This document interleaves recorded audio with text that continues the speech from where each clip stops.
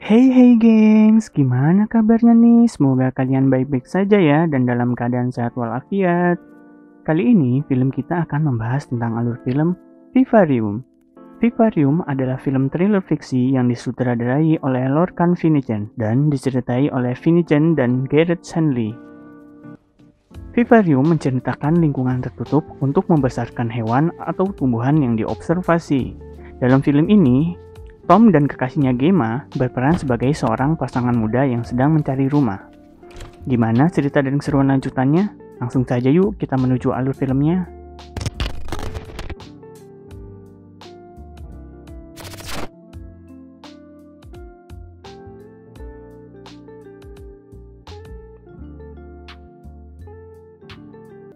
Dimulai dengan Cuko yang menyimpan telurnya di sarang burung lain. Anak Cuko tersebut mendorong bayi burung lainnya keluar hingga dari sarangnya. Dan pada akhirnya burung Cuko tersebut tumbuh lebih besar dari induk yang merawatnya, yang terus memberi makan si Cuko yang kelaparan itu. Kita dibawa ke scene selanjutnya. Sepulang sekolah, Gemma yang merupakan seorang guru sekolah dasar bertemu pacarnya yaitu Tom. Mereka berdua lalu pergi ke agen tempat pemasaran rumah untuk mencari sebuah rumah. Setibanya di sana, Gemma dan Tom disapa oleh agen perumahan tersebut yang bernama Martin. Martin menyapa Gemma dan Tom dengan cara yang aneh. Di dalam kantor tersebut dipenuhi dengan model-model rumah yang identik. Gemma mengatakan kepadanya bahwa mereka tidak tertarik dengan propertinya. Agen tersebut, yaitu Martin, bersikeras untuk membawa Gemma dan Tom untuk melihatnya, dan mereka mengikutinya ke pembangunan pinggiran kota yang disebut Yonder. Yonder merupakan sebuah komplek perumahan yang dipenuhi dengan rumah-rumah hijau yang sangat identik. Martin menunjukkan mereka sebuah rumah yang bernomor 9, dan Martin pun bertanya, apakah kalian sudah mempunyai seorang anak? Do you have children? Dan Gemma pun menjawab. Lalu mereka melihat-lihat taman yang berada di belakang rumah tersebut. Setelah mereka melihat-lihat, lalu masuk kembali ke rumah tersebut untuk menemukan Martin.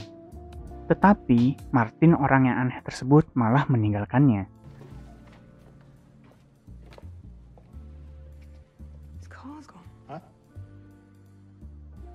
Gemma dan Tom akhirnya ingin keluar dari perumahan tersebut. Tetapi setelah mereka keluar, mereka tetap saja menemukan rumah nomor 9 tersebut. Dengan rasa tidak percaya diri, Gemma dan Tom terus berkeliling di jalan-jalan yang dimana tetap saja menemukan rumah-rumah yang sama. Hingga akhirnya mereka pun kehabisan bensin. Lalu mereka memutuskan untuk tidur di rumah tersebut. Keesokan paginya, Tom naik ke atap dan melihat deretan atap rumah yang membentang ke cakrawala. Mereka akhirnya memutuskan keluar dari rumah tersebut dengan berjalan kaki. Akan tetapi, secara terus-menerus, mereka tetap kembali ke rumah nomor 9 tersebut. Lalu mereka menemukan sebuah kotak berisi makanan dan perbekalan yang ditinggalkan di depan rumah. Tom dengan keputusasaannya akhirnya membakar rumah tersebut. Mereka memandangi rumah yang terbakar itu dan tidur di trotoar. Ketika mereka terbangun, terdapat kotak lain telah ditinggalkan untuk mereka. Kali ini berisi seorang bayi.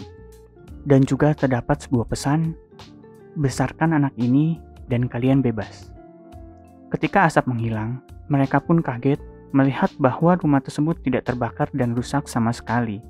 98 hari kemudian, bayi itu telah tumbuh menyerupai bocah laki-laki berusia 10 tahun. Bocah tersebut meniru cara berbicara dengan suara yang aneh seperti orang dewasa dan juga meniru suara Tom dan Gemma. Yeah, well maybe, Gemma, if you didn't say no to every other goddamn house we looked at, we wouldn't have ended up here. So I'm to blame? How is this my fault, Tom? Bocah itu menuntut perhatian dan menjerit bernada tinggi ketika mereka tidak menuruti apa kemauannya.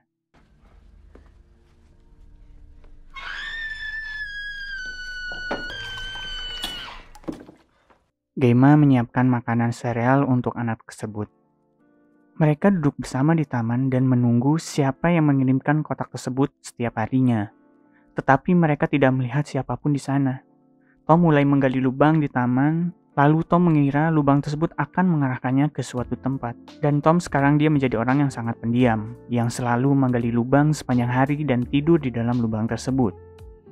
Di ruang tamu tersebut, bocah itu selalu duduk di depan televisi setiap harinya, yang dimana TV itu selalu menampilkan pola-pola yang sangat aneh seperti geometri. Seketika, naluri kehibuan Gemma muncul yang menyebabkan dia merawat anak itu. Tom mengunci anak tersebut di dalam mobil. Sehingga Tom ingin membuat anak tersebut menjadi kelaparan. Anak tersebut terus menjerit jika apa yang diinginkan tidak dituruti oleh Gemma dan Tom. Namun, Gemma yang memiliki naluri keibuan merasa kasihan dengan anak tersebut, hingga Gemma terus merawatnya. Kita dibawa ke scene selanjutnya. Mereka bermain dan berpiknik. Sementara Tom yang terus menggali lubang tersebut tanpa henti setiap harinya. Suatu hari anak itu menghilang dan kembali dengan sebuah buku yang penuh dengan simbol aneh dan gambar humanoid dengan kantung tenggorokan. Ketika Gemma memintanya untuk menirukan suara orang yang memberikan buku itu kepadanya, dia malah membuat suara yang serak dan menggemukkan kantung tenggorokannya. Sehingga Gemma pun menjadi takut.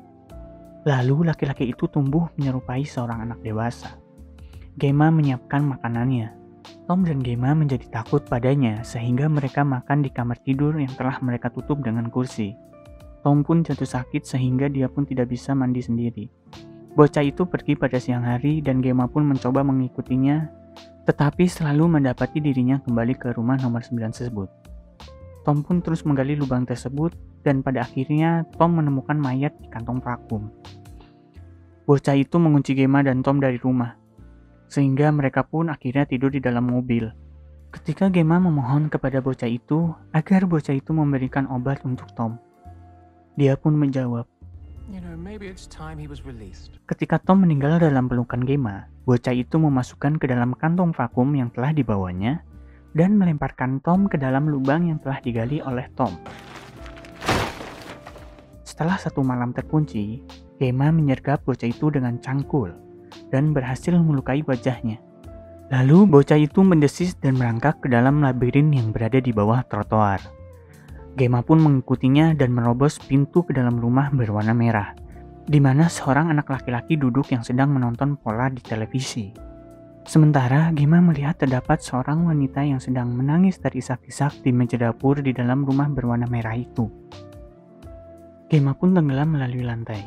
Lalu Gemma masuk ke kamar tidur hijau, di mana terdapat pasangan yang sedang bercinta, dan terdapat anak yang berbeda berjaga-jaga yang sedang bertepuk tangan. Gemma tersedot kembali melalui dinding dan masuk ke kamar mandi berwarna ungu, di mana Gemma melihat pria tersebut telah meninggal bunuh diri. Tiba-tiba dia mendarat kembali di rumah nomor 9. Gemma pun terlihat sangat lemah di situ. Anak laki-laki itu sedang membersihkan rumah. Dia membawa Gemma dan memasukkan ke dalam kantong vakum tersebut. Akhirnya Gemma pun meninggal. Lalu bocah itu menguburnya bersama Tom dan memasuki ke dalam lubang tersebut.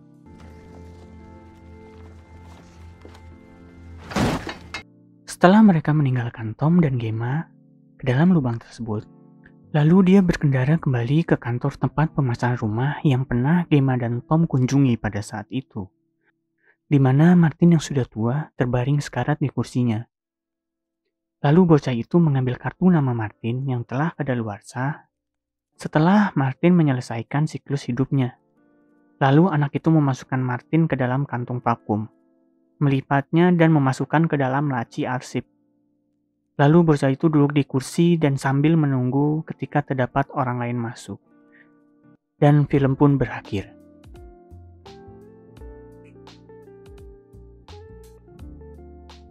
Oke yang segitu aja pembahasan alur film Vivarium. Jangan lupa untuk support terus channel film kita agar bisa membantu mengisi waktu luang kalian. See you in the next video and bye bye.